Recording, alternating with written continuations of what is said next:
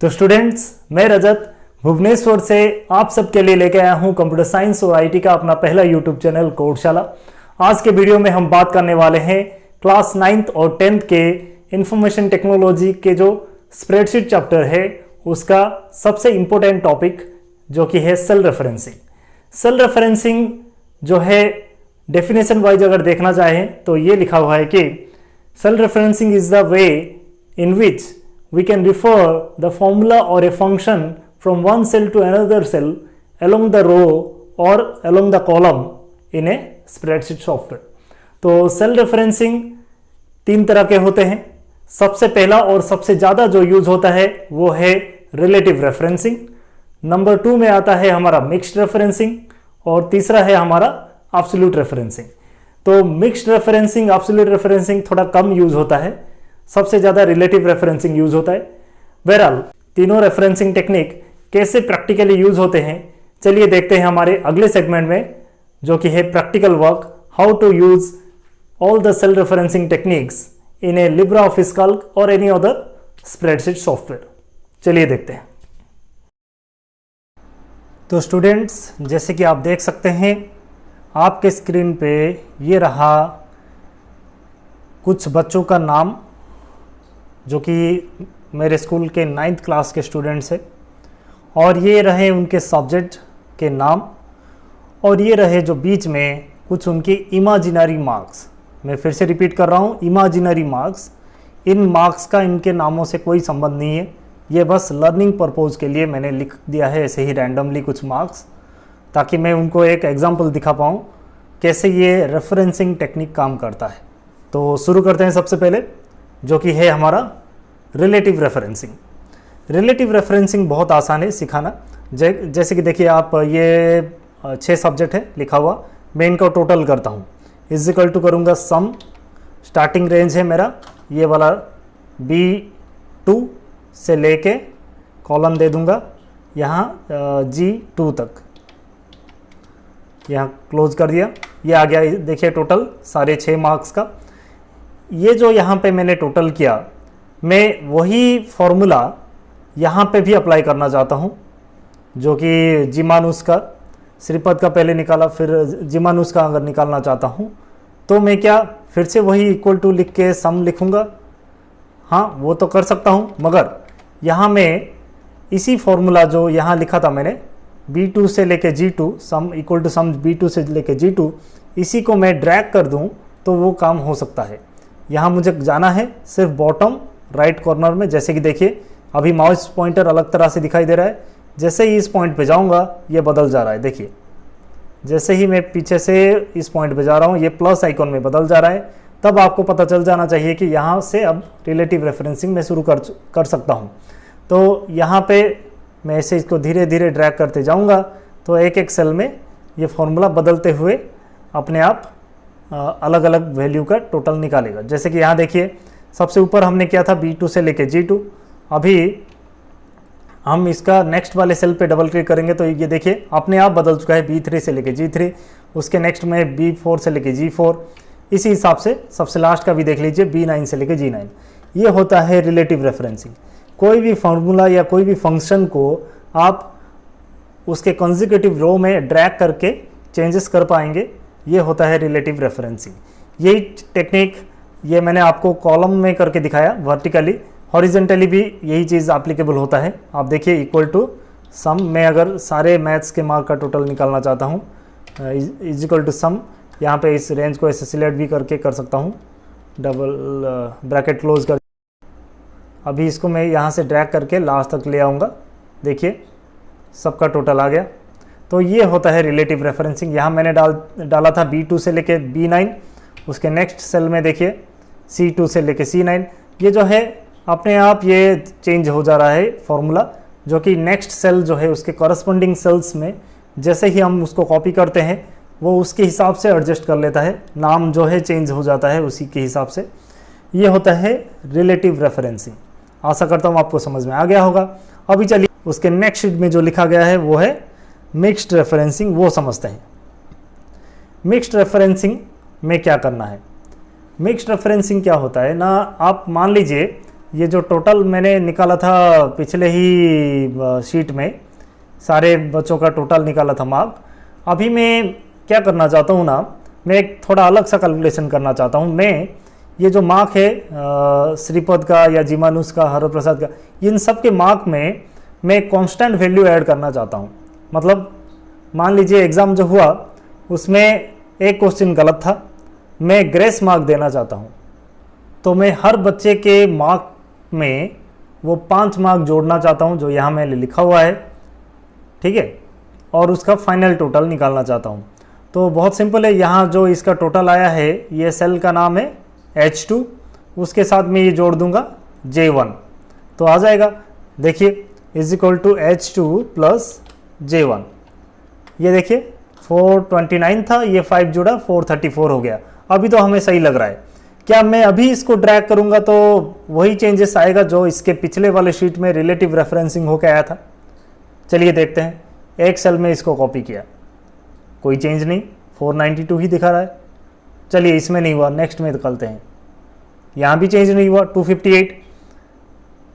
सब में ड्रैग करके देख लेते हैं, किसी में चेंज नहीं हुआ। ये क्या हुआ ना, क्यों हुआ? देखिए यहाँ पे जब हमने टोटल किया था H2 प्लस J1 हुआ था, जैसे ही हम इसके नेक्स्ट सेल पे गए H3 प्लस J2 हो जाता है। ये J2, क्योंकि J2 में कोई वैल्यू है ही नहीं, इस एरिया में J2 जो है यहाँ कोई वैल्यू है ही नहीं, तो वहाँ उसमें टोटल नहीं हो पा रहा।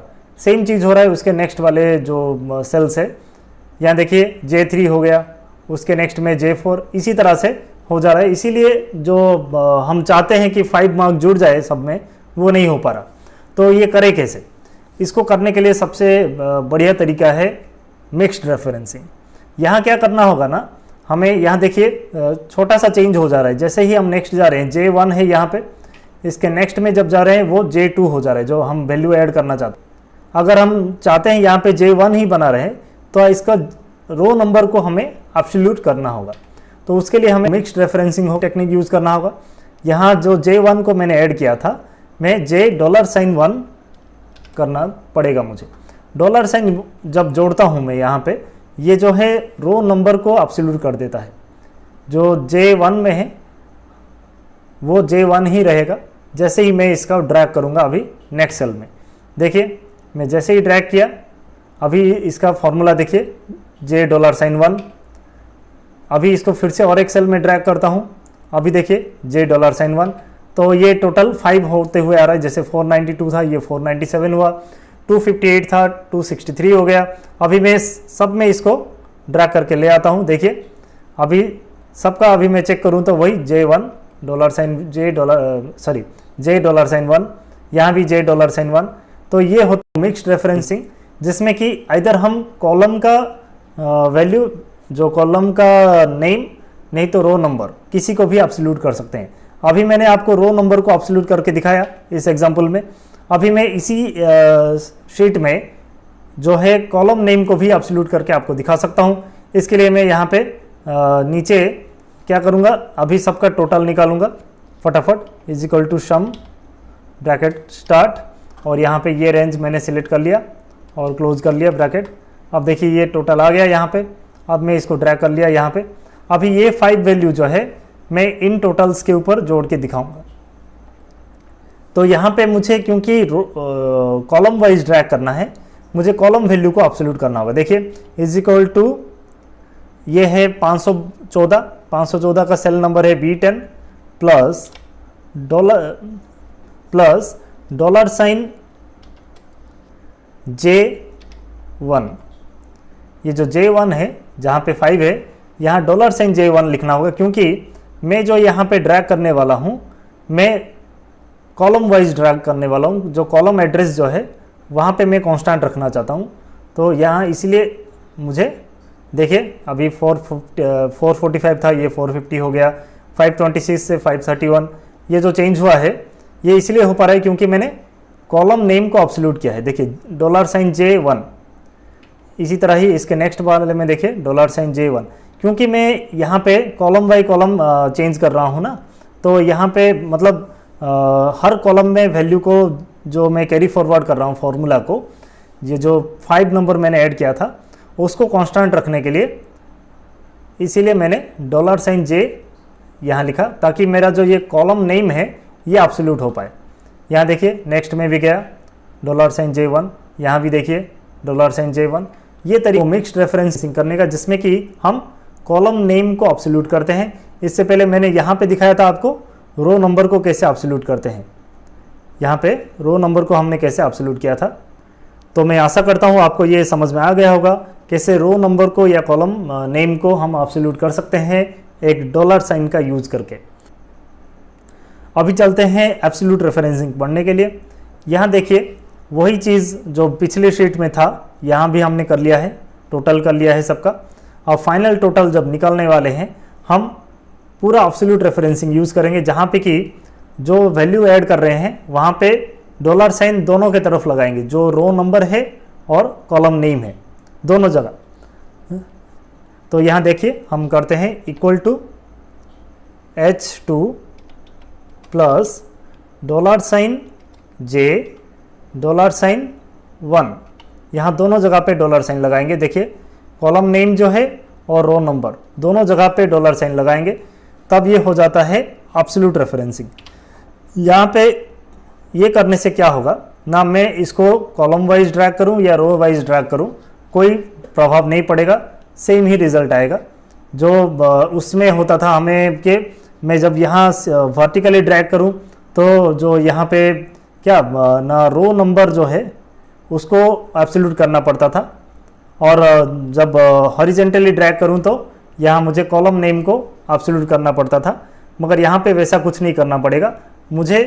मैंने क्योंकि एब्सोल्यूट रेफरेंसिंग यूज़ किया हुआ है, मैं रो नंबर कॉलम नेम दोनों को मैंने एब्सोल्यूट कर दिया है। ये मैं कहीं भी यूज़ कर सकता हूँ। यहाँ मैं देखिए मैं हॉरिजेंटली यूज़ करके is equal to B10 plus $साइन J $1।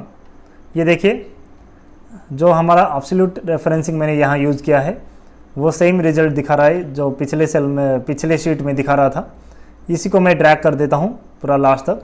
ये देखिए हमने जो एब्सोल्यूट रेफरेंसिंग यूज़ किया है वो रो वाइज या कॉलम वाइज किसी भी तरफ ड्रैग करें हम, रिजल्ट में कोई परिवर्तन नहीं हो रहा। तो ये है एब्सोल्यूट रेफरेंसिंग जिसमें कि हम कॉलम नेम और रो नंबर दोनों को एब्सोल्यूट कर रहे हैं। तो ये था हमारा आज का रिलेटिव रेफरेंसिंग, मिक्स्ड रेफरेंसिंग और एब्सोल्यूट रेफरेंसिंग। आशा करता हूँ आपको समझ में आया होगा। तो जाते जाते हम थोड़ा थंब रूल ऑफ रेफरेंसिंग देख लेते हैं जो कि मैंने पहले से लिखा हुआ है। अगर आप नॉर्मली शेल का नाम यूज़ करते हैं तो वो होगा रिलेटिव रेफरेंसिंग।